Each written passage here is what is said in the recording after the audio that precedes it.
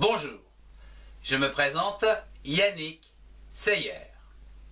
Bienvenue dans mes cours de chimie gratuits dédiés aujourd'hui au modèle quantique de la représentation des orbitales atomiques et moléculaires dans un diagramme avec les schémas pas à pas.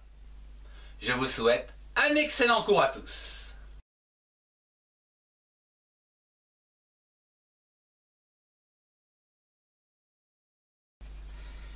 Commençons par un petit rappel avec le dioxygène qui comprend deux atomes d'oxygène et dont la configuration de valence ici sur la couche L est la suivante. 2s2, 2px, 2, 2py, 1 et 2pz, 1. Seule cette couche de valence sera prise en compte dans la construction du diagramme des orbitales moléculaires. C'est ce que nous allons découvrir dans quelques instants.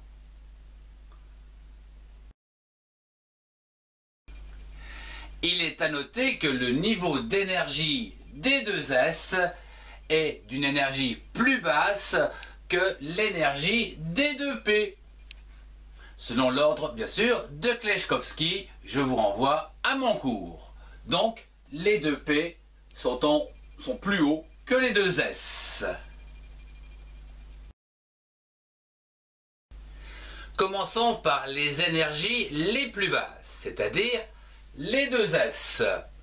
Ou ici, lorsque les orbitales 2s se rapprochent, eh bien, ils vont donner des liaisons liantes sigma, S, ici, et des liaisons non liantes, sigma S étoile, au-dessus.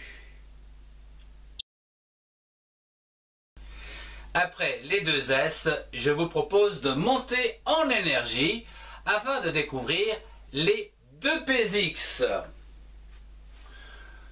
Lorsque les orbitales atomiques des 2px se rapprochent, il donne naissance à des liaisons liantes sigma px, la plus basse, donc sigma px, donc liante, et sigma étoile px non liante.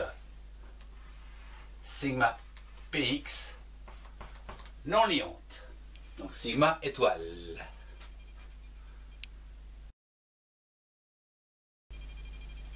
Passons à présent au niveau des orbitales de py et de pz, qui, du fait qu'ils ont la même géométrie, comme nous l'avons vu dans le précédent cours, ils ont donc la même énergie, bien qu'ils soient dans des plans différents.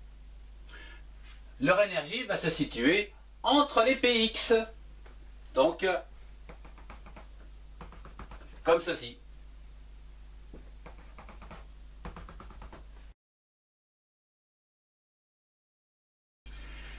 C'est ainsi que ces orbitales atomiques 2py et 2pz vont, en se rapprochant, donner naissance à des liaisons latérales de type liante pi py et pi pz, ainsi que des liaisons non liantes pi py étoile et pi pz étoile. Notez bien que les non liantes sont toujours au niveau énergétique sont supérieures aux liantes.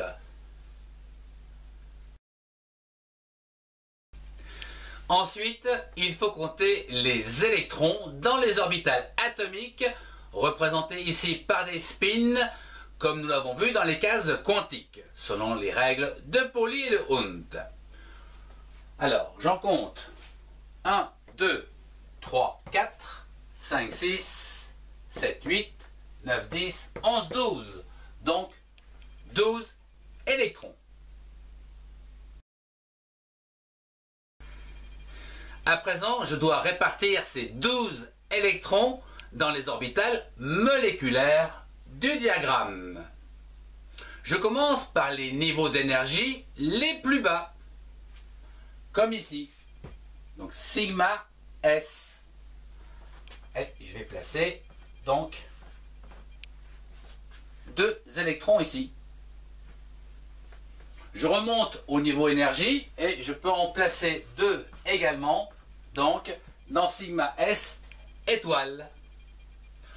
Je peux remonter encore un petit peu pour placer 2 électrons ici, donc dans sigma Px, comme ceci.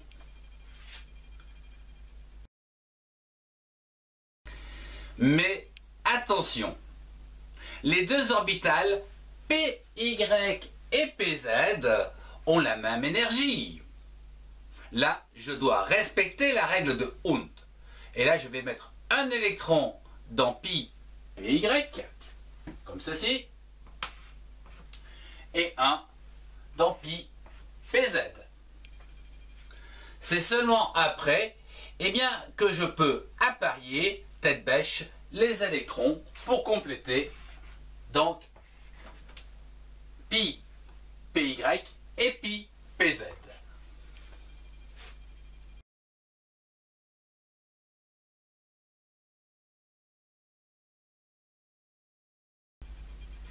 J'ai placé 10 électrons sur 12, il en reste donc 2 à placer.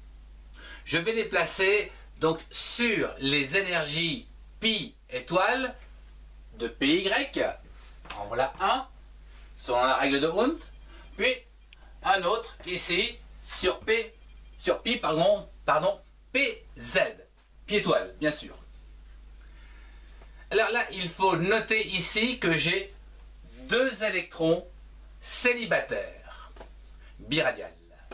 On dira que cette molécule, eh bien, est paramagnétique.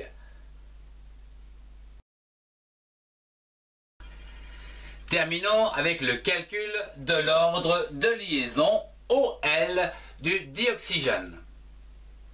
Commençons par compter le nombre d'électrons liants. 2, 4, 6, 8. Donc, l'OL est égal à 1,5, donc le nombre d'électrons liants, moins le nombre d'électrons non liants.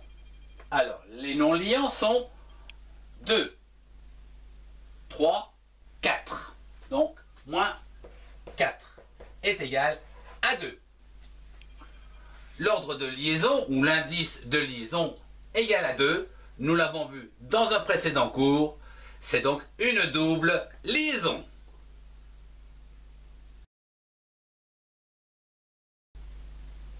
Je vous remercie de votre attention. Si vous avez aimé, mettez un pouce et partagez cette vidéo avec ceux qui en ont besoin. Retrouvez tous mes cours dans les playlists qui s'affichent. Au revoir et à très bientôt.